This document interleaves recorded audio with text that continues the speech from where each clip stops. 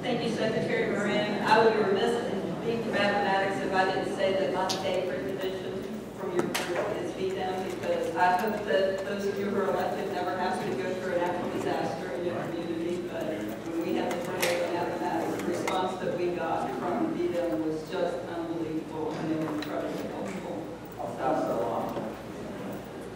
Our final session has to do with the Chesapeake Bay, Baxter, who is the Virginia Deputy Secretary of Natural Resources for the Chesapeake Bay. Review of it's not just an Eastern Virginia issue, but an entire Commonwealth issue. Please welcome Deputy Secretary Baxter.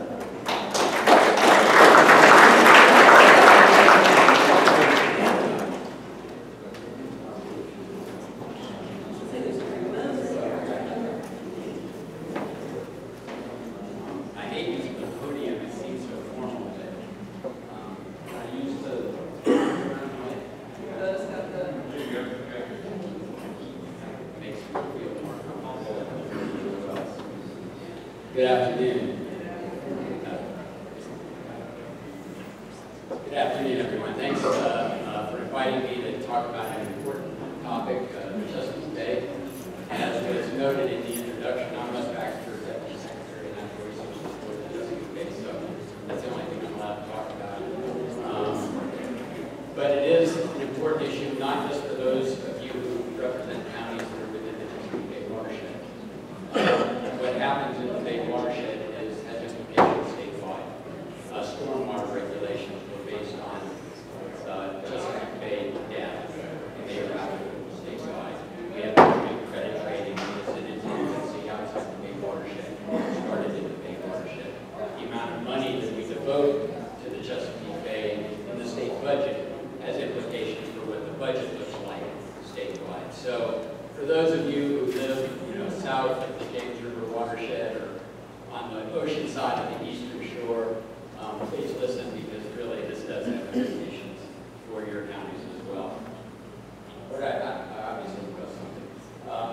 What I'd like to talk about right now, we're really in a very critical time in Chesapeake Bay restoration, and I wanted to sort of give you a heads up as to what's going on right now, what to expect in the near term and a bit of the longer term, and what are some of the things that are going to be critical for local governments to know and understand as we move forward with this process. 2017, as the title indicates, is a critical year. It is what is called the reevaluation. We began the process of Chesapeake Bay water quality restoration 30 years ago, but the TMDL, the total maximum daily load for the Chesapeake Bay, wasn't established until 2010. It is intended to be complete in 2025, or at least we are, according to EPA, to have all practices in place that will achieve water quality standards in place by 2025. And so 2017, according to the schedule of the TMDL, and I've got some more schedule slides later, is critical because it's sort of the midway point. Okay, where are we at? We have an obligation to have reduced by 60% the amount of nutrients and sediment that flow into Chesapeake Bay by 2017. And I'll have some information on that as well. So just to give you some context as to why this time, as we're leading up to 2017 and the developments that will be happening in 2018 and beyond, is very timely. The midpoint assessment is a lot of things. It's not just how you do in reducing nutrients. It is updating the Chesapeake Bay model, which is the tool that we use to evaluate our proposals, our plans, our practices that we intend to implement, and what that will mean for water quality. We're looking at the Conowingo Dam. It's become a big issue. I don't know if you read about it. It's a big dam on the Susquehanna River. It's in Maryland, just south of the line of Pennsylvania. It is full. It's been the biggest BMD in the Chesapeake Bay watershed since it was built, because sediment has built up behind it. Well, it's now reached what they call equilibrium. And so when you have storm events, sediment and associated nutrients are coming over the dam, and they're really almost a new source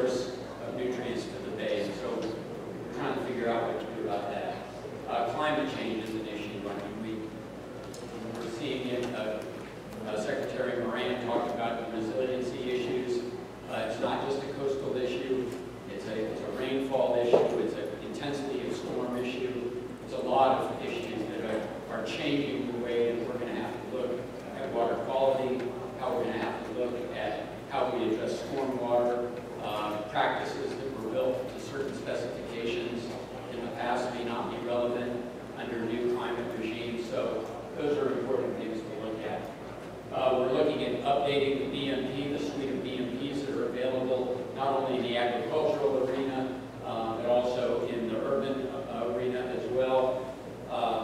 We're using, as I mentioned, the 60% target, 60% reduction. I'll talk about that in a minute. And we're also beginning to develop what we call our watershed implementation plans, the so-called WIPs. The first one was done in 2010, and that is the state plan of how you are going to achieve the water quality standards that have been set for the Chesapeake Bay and its tidal rivers. And so we've had two so far. There's WIP 1 was in 2010, the second iteration was in 2012, and in 2018 we'll be working with stakeholders already at the start of that process in developing the so-called Phase 3 watershed implementation plan. So where are we at right now? Just to give you a snapshot of what's happening in Virginia, and we feel like we're in pretty good shape for meeting the 2017 goals. If you look all the way to my left as I face the screen, we started counting in 1985 in terms of estimated loads to the Chesapeake Bay. And this is model data, so take a little bit with a grain of salt, but it's, we're fairly confident in some of the data. Some of it is pretty well measured, especially the reductions that we have seen from sewage treatment plants. But in any case, the top line that you see is what we're required to have done by 2017. So for nitrogen, and this is for delivered nitrogen, and that is nitrogen that makes its way to the Chesapeake Bay, we're already ahead of schedule for that, for nitrogen.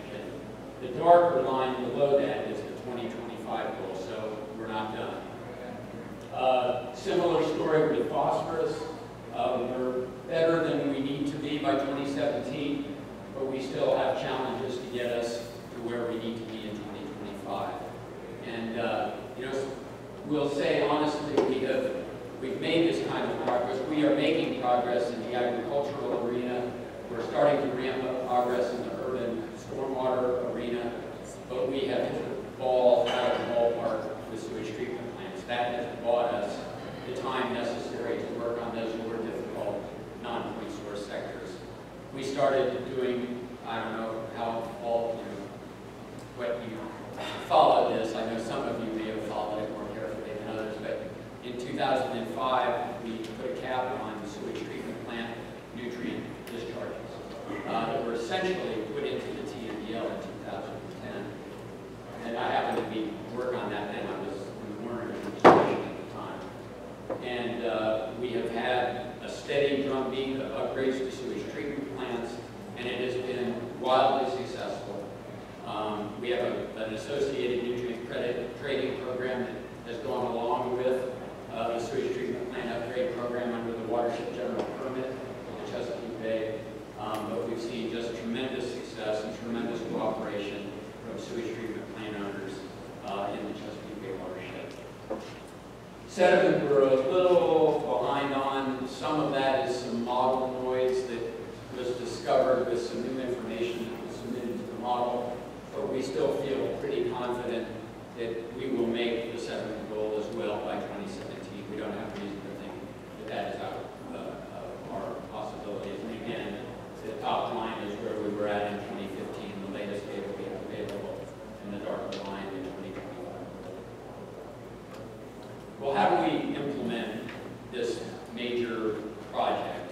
And it is a major project involving all source sectors where nitrogen comes from, and that's everything. That comes off of suburban, urban lands, it comes off agricultural lands, it comes out of sewage treatment plants, it comes out of industrial discharge, it comes out of septic tanks, it comes out of the air.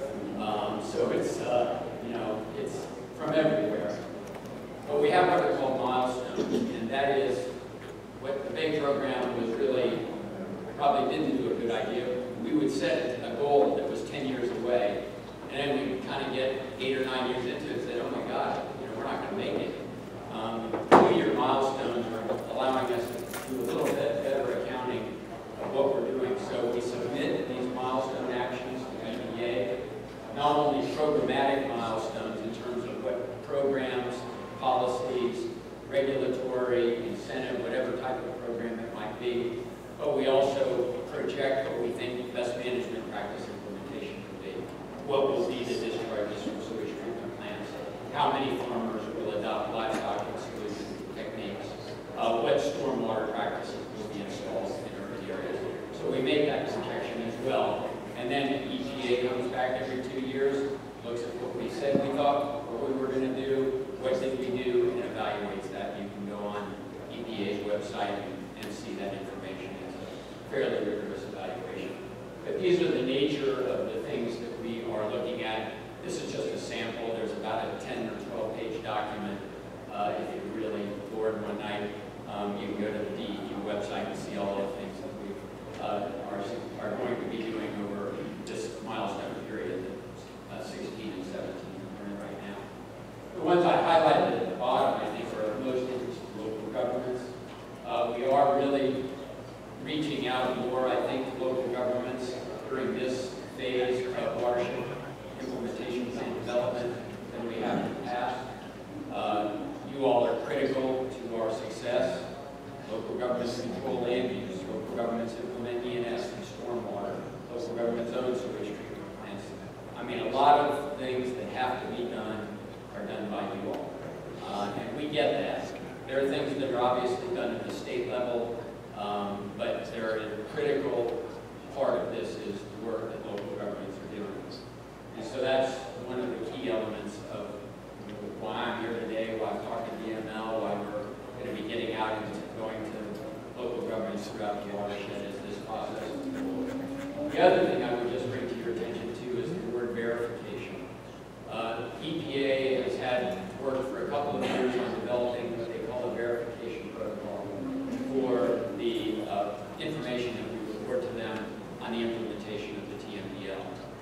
And the model is to just sort of take in information and just said, oh, BMP was there. It sort of figured it was always there and it was always working. Well, we know that's not the case.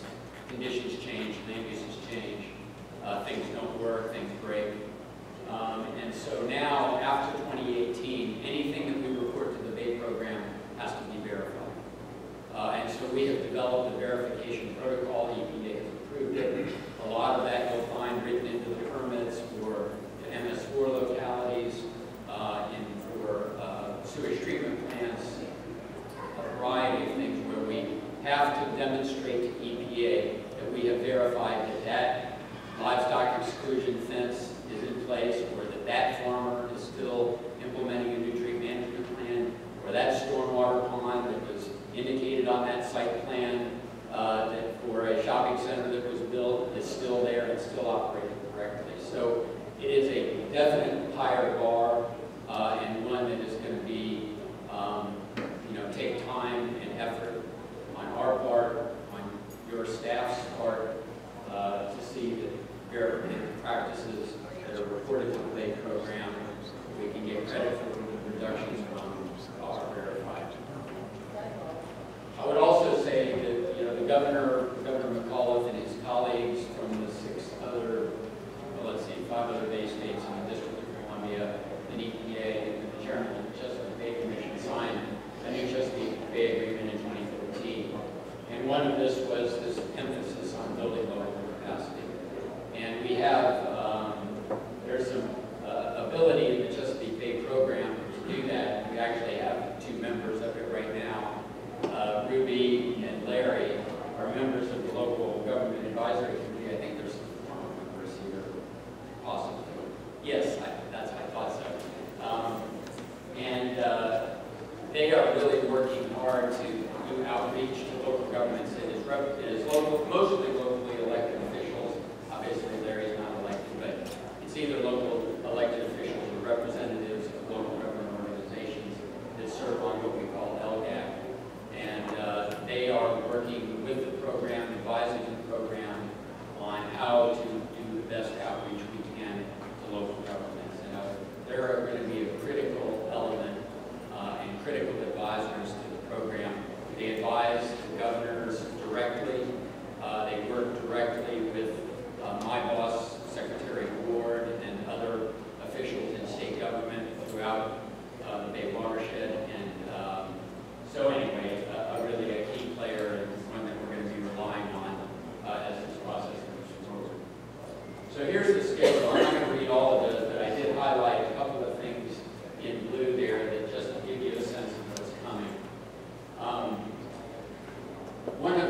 there has been great debate on what is called local area targets, and that's the first line there that's in blue. And there's just a question of, first of all, what is local? Is it a county? Is it a city? Is it a soil and water conservation district? Is it a planning district? Is it a sub-watershed? Is it, we don't know yet. And so those are some of the issues that we're discussing. And will we get value added by having specific targets for less than watershed areas? Because right now, our targets are basically the management basins, and then collectively, you add them all together. So that's a debate that's going on in the Bay program right now. Should we have them? What ought they look like? What is a target? What if you don't meet it?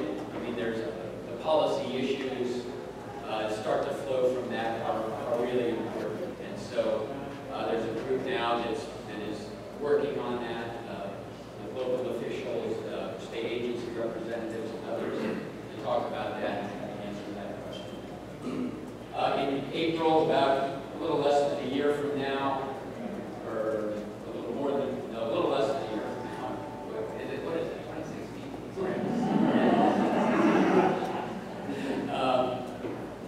The EPA is going to release what they call their final expectations, and that's going to be the rule book for what goes into our watershed implementation plans. And it's going to say what are going to be the responsibilities of the agricultural sector, what are the responsibilities in the urban sector, what are the responsibilities in the wastewater sector, what are responsibilities for septic, for forest, for all of the other sources of nitrogen and phosphorus or sediment that flow into the land. So they're going to tell us, there's going to be a lot of back and forth. There already has been quite a bit on exactly what they're going to be calling for in the so-called phase 3 goals. The final planning targets are really going to be critically important. Actually, I got ahead of myself. That's where we're going to be deciding whether or not, or how to allocate what's left of the reductions that are required to be made to meet the water quality standards with those planning targets. So they're going to say, okay, Virginia, you got to do X pounds of nitrogen, X pounds of phosphorus, and X tons of sediment. And we're going to have to figure out how to do that. 5:30, right?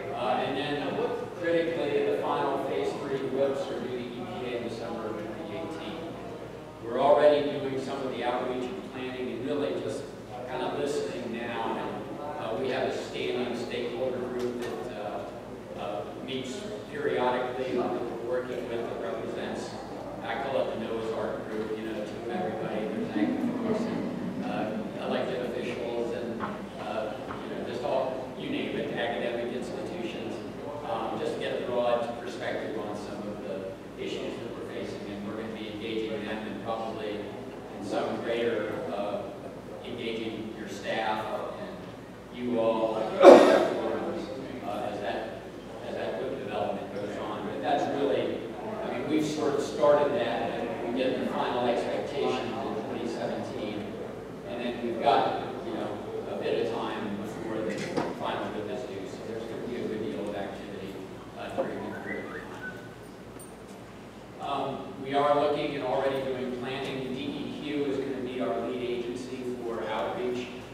Most of what is being done under the TMDL is in DEQ's wheelhouse.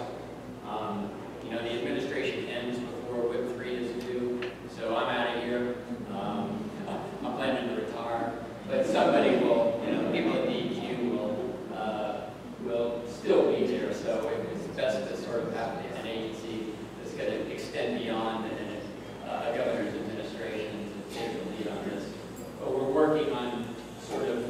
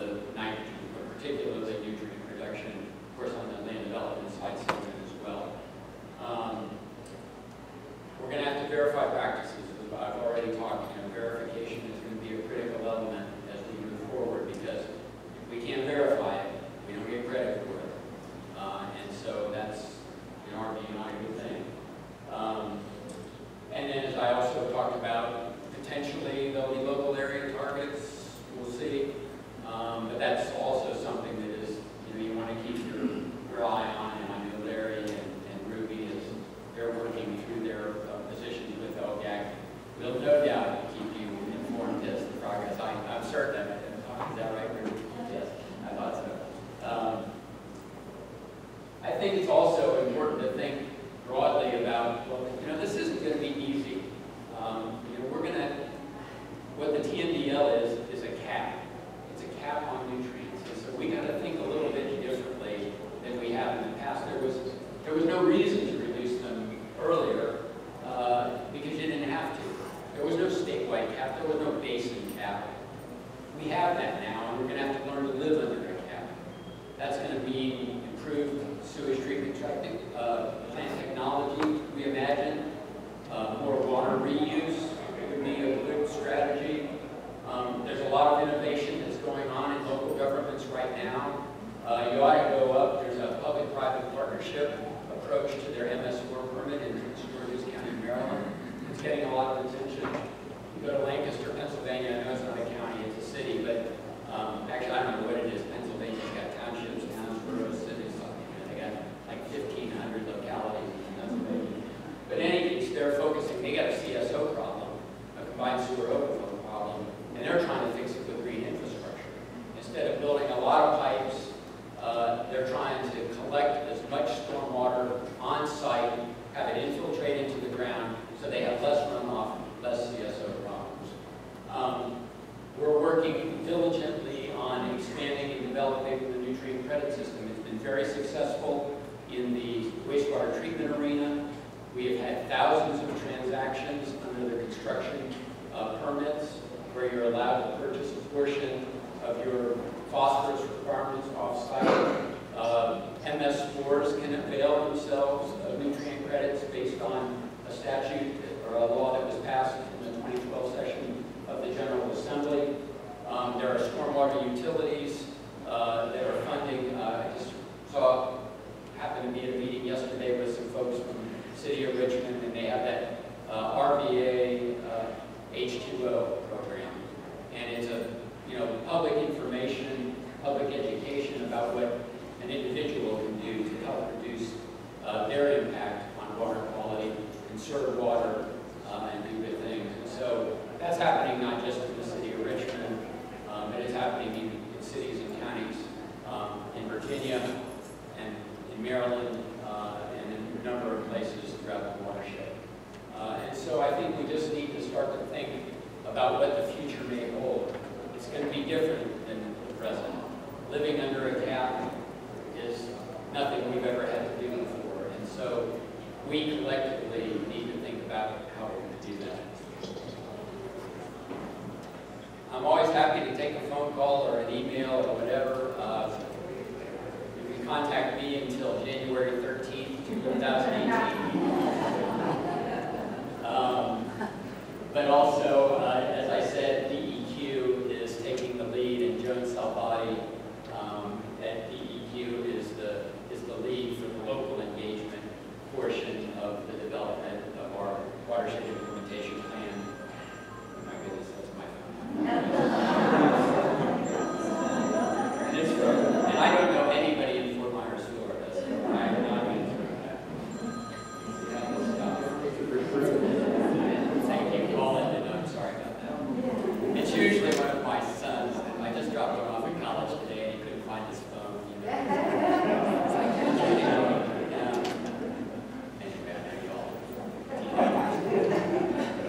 but in any case, I'm sorry for that interruption. But in any case, if you have any questions, need to learn more, again, Ruby and Larry are at the vortex of this with their service on LGAC right now. And so, please do not hesitate to contact me. My job is 99.9% Chesapeake Bay. Occasionally, I get pulled off on a few other things when the governor or secretary asks me to. But I coordinate with all of our agencies on developing our plans. So please, if you've got issues, your staff have issues, you need to get information, please don't hesitate to get in touch with me, and I'll put you in touch with the right person to answer your questions. So that's all I have for my presentation, Larry, and I'd be happy to answer any questions there are. First, if you want to get behind, I'll leave so we get behind. Okay, sure. I don't think we have any questions, Tyler. What do you think? January 13th,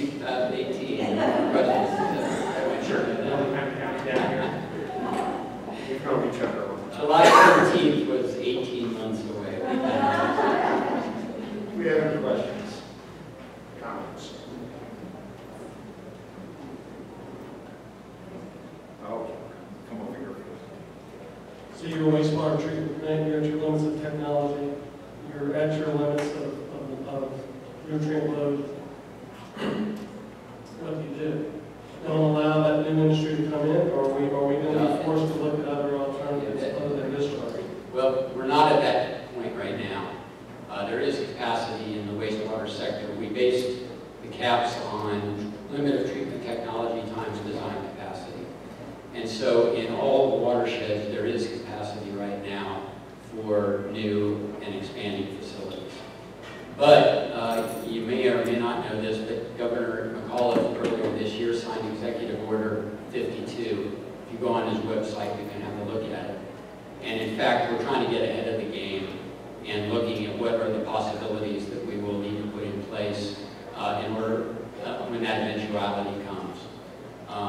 Right now, with the Nutrient Credit Exchange Association, they've done a pretty good job of managing the upgrades that have gone to sewage treatment plants and sort of doing it in a more reasonable way, not so that everybody didn't upgrade all at once. But that's a real good question. Water reuse, will technologies improve? How are we going to use nutrient credits that might be generated on agricultural land to offset the loads from new sewage treatment plants?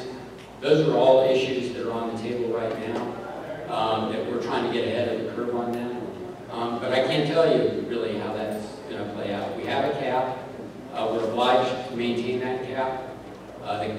The limits are written into the permits of sewage treatment plants. We don't anticipate stranding assets. We don't feel like it's right to go to a sewage treatment plant and say, well, you built to treat 50,000 gallons a day, but guess what? You can only do 40. So that's not in our thinking. But we do need to look at the suite of opportunities that we're going to have across the range of possibilities from nutrient credits to reuse to super new technology. You may have heard about the HRSD proposal to inject their effluent into the aquifer. That takes away all of the nutrients that they would be putting in the surface water. And so, well, they're putting drinking water quality into the aquifer.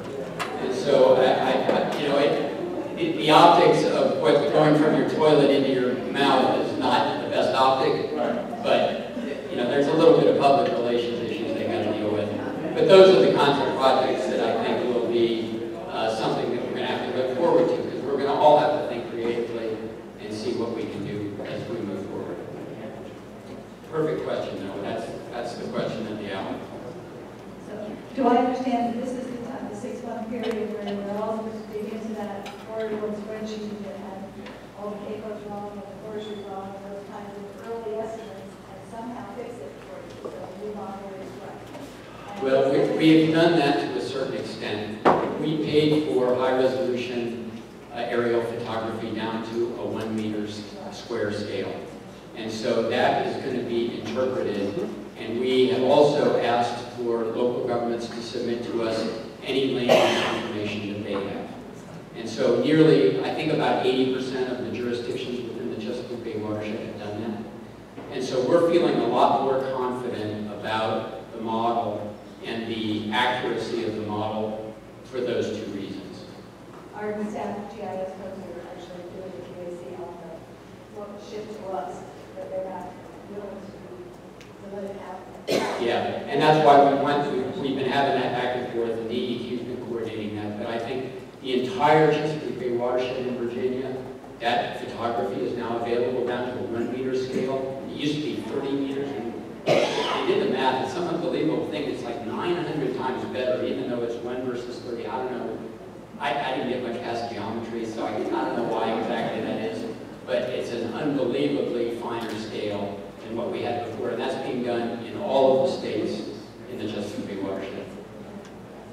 Is there money for the Zone Conservation Districts to help with the verification? Who's going to provide? We're working with them. The slug of money that the districts got this year out of the budget was the most they've ever gotten since the establishment of the Water Quality Improvement Fund. And so there is a good deal of money for technical assistance. They are aware of this. The Resource Management Plan program, I don't need to bore you with agricultural acronyms, but the RMP program has verification as one of the foundations, and we're working to sign up as many farmers as possible with that program.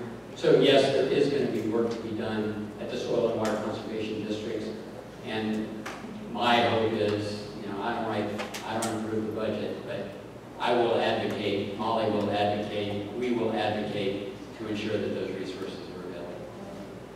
I don't really understand the DEQ program. I'd like to understand it better. Where can I go to get information on that program? Which program?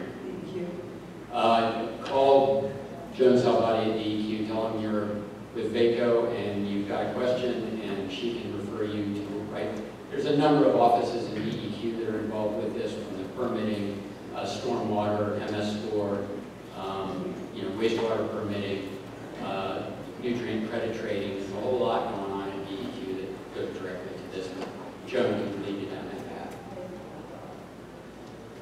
I think one of the things too, and you've done a great job since the initial concept 15 years ago in Chesapeake Bay, rolling out new regulations and building trust with different communities. But we've got to make sure we do even more to bring communities together instead of dividing them between urban, suburban, and rural, like we did in the beginning. For example, there was legislation or rules passed that limited four-wheel use, four-wheel drive use in the mountains because of soil erosion and that caused. But then when those guys that recreate that way went near the rivers, like the Potomac River, and they saw motorized watercraft, when they're going, well, why did they regulate mine and didn't regulate that? So you have all those confusing points that are very observable. You tell a farmer that you can't have your cow, in a stream, but they see those sort of things happening on rivers, and they're going, why are they picking on me? And you have that's a very real. Actually, they can have their cows in the stream. We're just trying to incentivize them to not do it. Anyway, I get your point.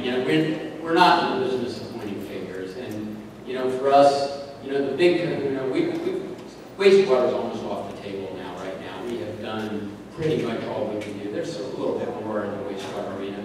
We've spent $1.5 billion and gotten tremendous cooperation and upgrades, local money and state money combined to do that. Agriculture is really the big one. That is the single largest contributor of nitrogen and phosphorus and sediment in the Chesapeake Bay watershed. And I think you'll find if you talk to agricultural organizations in Virginia, we have not been pointing fingers. We've been trying to work with them, and I think pretty successfully. The governor was at the Ag Expo down in Dinwiddie the other day, or the week before last, and we've just gotten tremendous, thanks from the agricultural community of trying to understand agriculture, trying to understand how water quality practices fit into their business practices. And so I think, at least for this administration, we're trying to bring people together, trying to not to point fingers. We're all in this together. We all have responsibilities, and I hope that that's the message that we would leave you with, at least up until January 13th. So I know you have stated that you're not as concerned about the wastewater treatment segment because of the improvements that have been made, but obviously improvements can still be made, and as you stated, innovation is key, especially for rural localities. For example, my county, we have 12 independent water systems, 5 independent wastewater treatment plants, and then when you're faced with consent order and very costly upgrades and things of that nature. So innovation has come into play, and I cannot speak to technical terms, but my folks at the Dahlgren wastewater treatment plant took the media that is normally at the back end, put it on the front end. Of course, they had to fight the DEQ to get permission to do this. And DEQ has been monitoring it for 8 months, and we have only traces of nitrogen and phosphorus being deposited. And so we basically eliminated all of it. So I wonder how long will DEQ continue to monitor us before they will allow this to now become a practice that everybody can implement? I'll find out. They work for us, so let me ask them.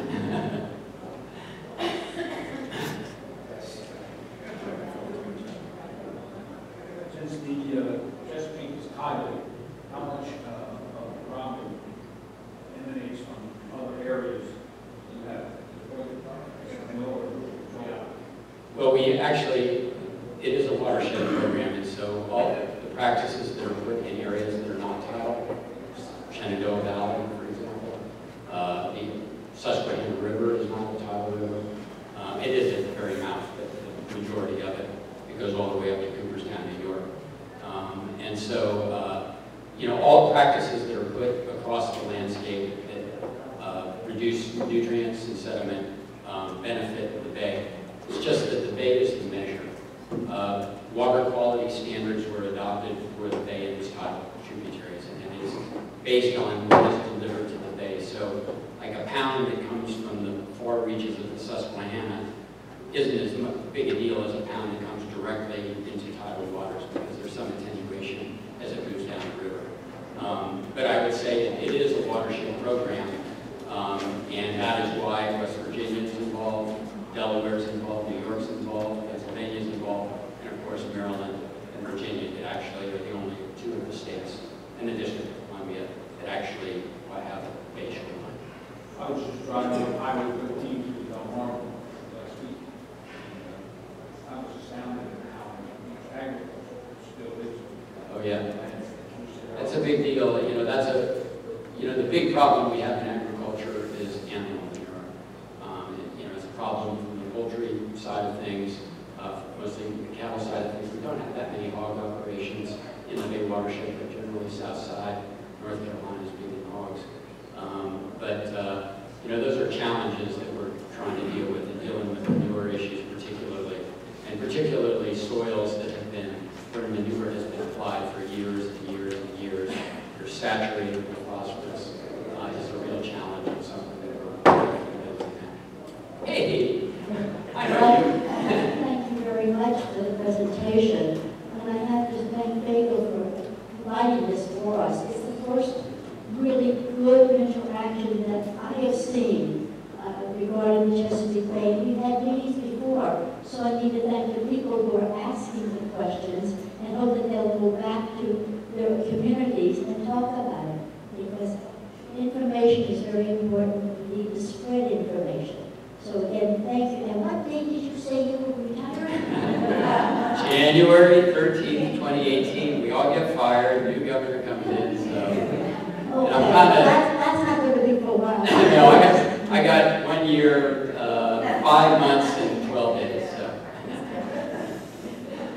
Yeah, you're not counting. Anyone else? If I could just be permitted, just 1 minute.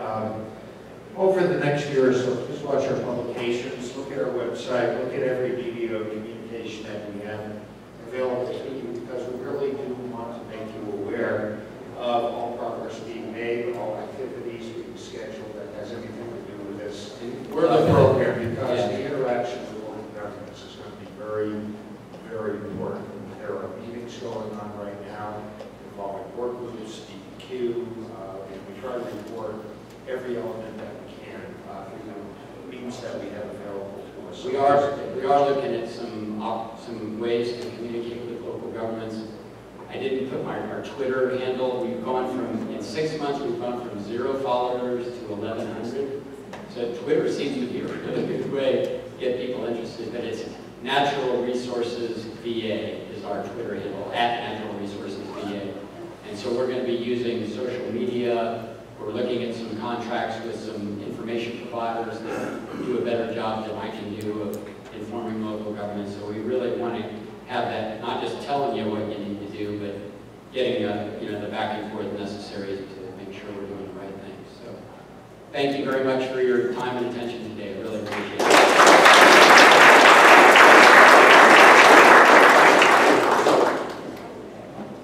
Thank you so much, Deputy Secretary Baxter. We appreciate you being here.